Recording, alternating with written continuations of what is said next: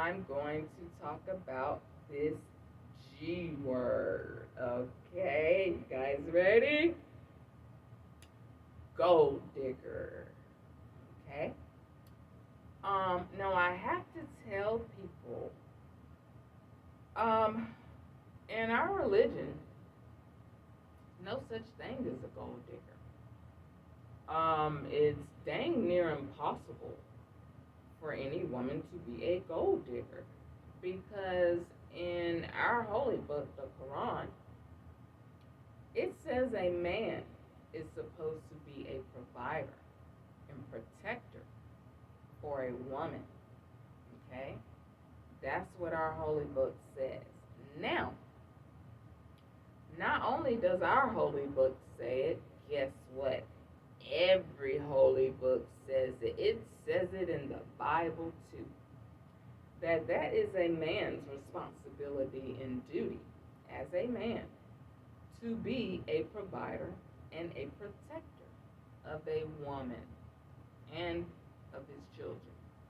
I feel like Western society and non-Muslim people have tried to paint it out as being a bad thing for a woman to want a man that is a provider and a protector, which is a role that God gave a man, and that's why God gave a man more physical strength than a woman. Okay?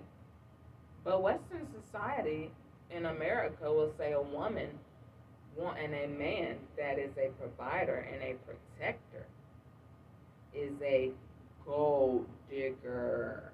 Okay, now listen to how backwards they flip the script. And a lot of people that like to call a woman a gold digger, they think it's something wrong with the woman wanting a man that's a provider and a protector, even though that's what God said in every holy book, the Bible and the Quran. That's a man's responsibility and duty. But a woman wanting a man living up to his responsibility and duty, since he has more physical strength than a woman, that makes her a gold digger. In our religion, there's no such freaking thing as a gold digger. That's your responsibility and duty as a man to provide and protect the woman. It's impossible for us to be gold diggers. That's the role and responsibility God assigned to every man. And the same people that will try to label a woman a gold digger, those are the same people and women, that think it's okay for a woman to sit up and take care of a man. Some of you women, you'll be quick to try to call and label a woman a gold digger, but yet you'll sit and take care of a grown-ass man.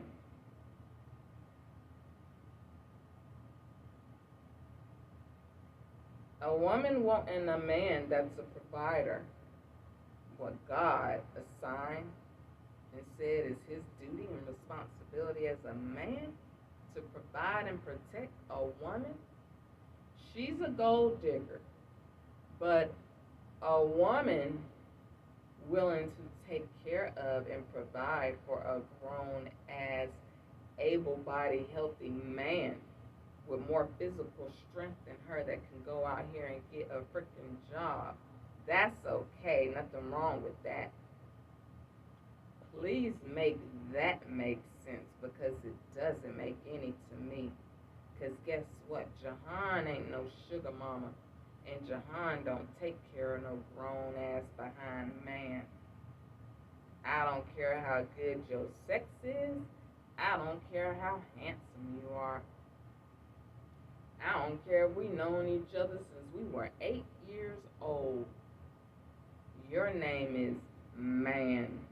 M-A-N, man. You can go out here and get a job. I don't care if it's a blue-collar job. I'll accept a man with a blue-collar job. But I'm not taking care of your grown behind ass, because I'm not your mama. There's no such freaking thing as a gold digger. Not in our religion. Every holy book, the Bible and the Quran, says that's a man's duty to provide and protect a woman. And her wanting a man that's living in the position that God assigned him, a provider and protector, that makes her a gold digger? Make that make sense. It doesn't. It doesn't make any sense at all. But you women, see how backwards and role reversal America and Western society is? But no, I want to take care of a grown ass behind man.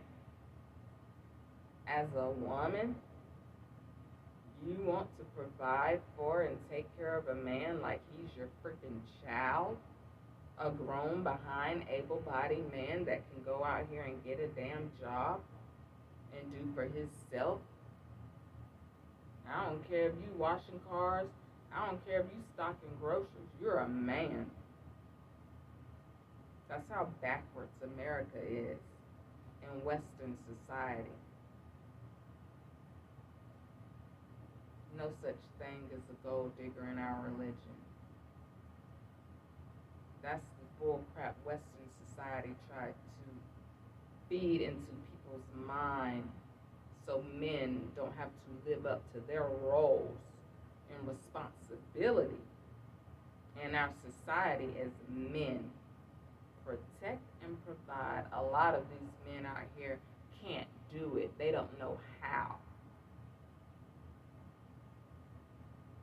So are you looking for a woman that's going to take care of your grown, lazy behind? Not Jehan Muhammad. I don't take care of men. I don't care if I've known you since we were 2. I don't give a rat's behind or a mosquito's booty hole about how good your sex is or whatever. You're supposed to be a provider and protector. That's what every holy book says, not just ours. The Bible says it too. Okay? But in our society, in America and Western society, a woman wanting a man that's a provider, oh, you're a gold digger. Impossible to be a gold digger in our religion. Every man is supposed to be a provider and a protector. But the single women that aren't married, like I said, all Muslim women aren't married.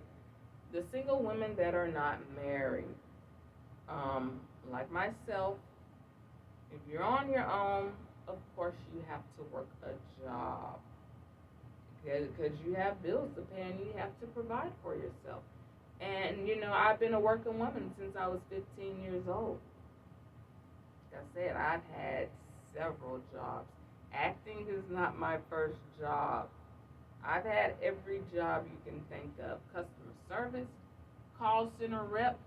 I've been a secretary, office administrative, a research assistant. I worked in Research Triangle Park in North Carolina. I worked as a waitress, you know, but I've always been able to get decent jobs. And the reason I've been able to get decent jobs, I'm telling you, if you have these 4 skills, you can always get a decent job. I won't say you can get any job, but you can always get a decent job. If you can read and write well, if you can read, write, and speak well, and can be professional, you can get a decent job. Like, people always wonder how I've got office jobs and stuff like that, jobs and research assistant and clerical jobs with just a high school diploma, because I don't have a 4-year degree from any college or university. But the reason I've been able to get decent jobs is because I can read, write, and speak well, and I know how to be professional. Those 4 things, and you can get any job. And like I said, I've been a working woman since I was 15 years old. I'm not new into the workforce. I've been a working woman for 24 years. My parents never spoiled me, and I never had a man spoil me. And I don't know any Muslim woman in America that is living a luxurious, soft kept life and being spoiled and flown out on private jets and going on $100,000 shopping sprees, and the husband's giving them money and gold and trips around the world and this lavish lifestyle. I don't know any Muslim women in America. I don't know any Muslim women at all that live that life. That is a stereotype about Muslim women, that we're kept, we don't work, we have these rich husbands and rich providers and all. I don't even know any rich Muslim men. All the Muslim men I know, all the Muslim women I know, they live in the projects, they live in the hood, they live in the ghetto. A lot of them on welfare, Section 8, WIC, just like a lot of black people in this country. Okay? I'm going to say it again. We live in America. This is the United States of America. We're American, and we're still black people. How other Muslims live in Saudi Arabia, Afghanistan, Turkey, Palestine and those Muslim countries, we don't live like that here. That's a myth. Only 25 to 30% of all Muslim people in the world are super rich. That's Dubai.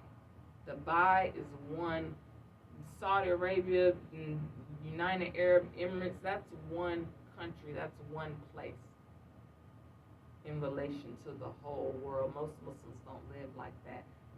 Black Muslims in America live in the hood, like how I grew up in the hood. Mother was a single mother on welfare. Okay? And even the ones in other countries, most of them live in third world countries. Even they don't have money. They live worse than the black Muslims in America in the hood.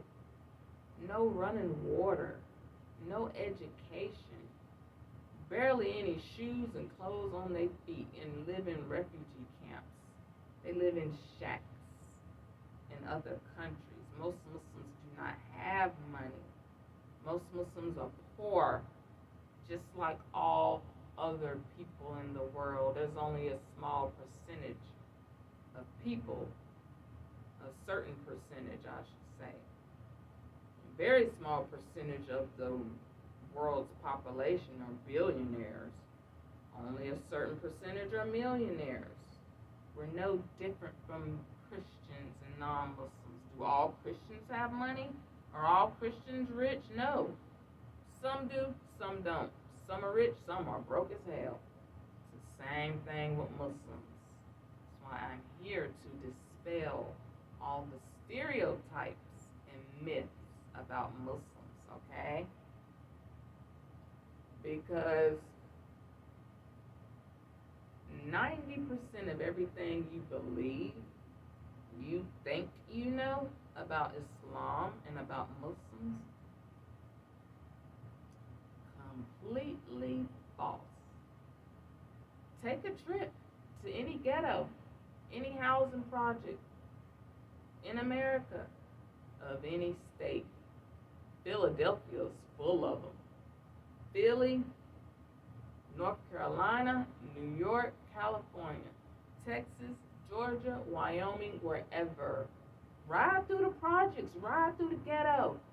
You will see black Muslim families living in the projects, living in the hood amongst all other impoverished black people.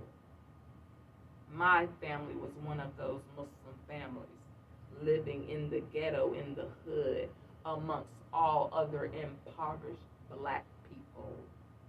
Why? Because my mother didn't have a college education.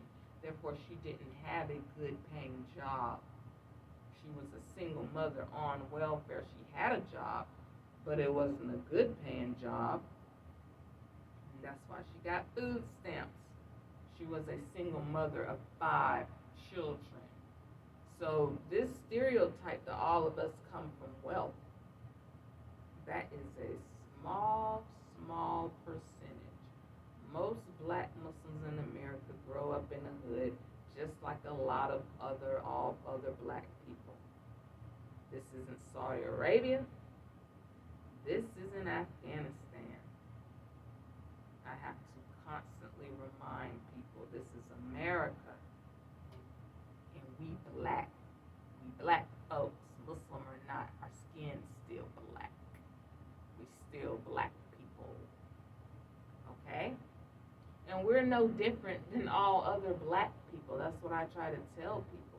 They think we're so different. I mean, yeah, we live a different way of life, you know. We're no different than all other black people in this country. We like hip hop. We like fried chicken, you know. Some of us, you know, like R&B and all that stuff. And some of us don't. We are who we are. You can't apply a stereotype to a group of people. Most Muslim people, that's why I said, if you don't have a Muslim family member, a Muslim relative, or a very, very close Muslim friend, do not assume anything and do not think you know anything about Muslims, because chances are you don't. I know several Muslim women that have jobs and are working women. Just like I told you about my mom's friend, the one that was single, had been single since I was 3 years old, up until the day she died. She lived in the projects and raised her kids as a single mother in the projects, black Muslim woman. She was a teacher, she had a job. Later, she was able to move out of the projects into a better neighborhood, but she still didn't own a house. It was an apartment. She was a working woman. She had to work because she didn't have a husband. A single Muslim women, we have jobs, we have careers. All of us are not married. Even the ones that are married, some of them still work because the jobs they husband have are not great jobs. They're not millionaires. They have blue-collar jobs. Plumbers, electricians, construction workers, customer service agents. There's not any rich Muslims in America. There's no billionaire, really multi-millionaire Muslims. We're no different than other black folks in this country. Most of us grew up in the hood. Most of us don't have jack dilly squat. Parents never had anything.